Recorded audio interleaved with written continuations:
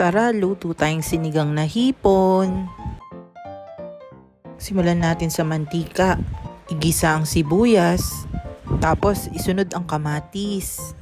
Halu-haluin. Diyan pa lang, maaamoy mo na talaga yung aroma. Sunod ang gabi para mauna na din siyang lumambot at maluto. Tapos ang sariwang-sariwang hipon. Timplahan ng patis at lagyan na ng pangsabaw na tubig. Dito gumamit muna tayo ng sinigang mix kasi wala tayong makitang sampalok. Sunod na natin ang sariwang sitaw. Tapos labanos at asin. At hayaan na natin kumulo. Muli, halu-haluin. Diyan makikita na natin na unti-unti na naluluto ang hipon.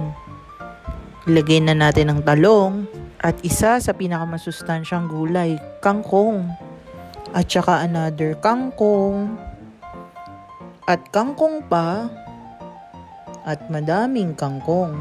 Hayaang kumulo at timplahan ng paminta. Wala nga din pala tayong mabiling siling pansigang o siling berde. Pwede ding wala.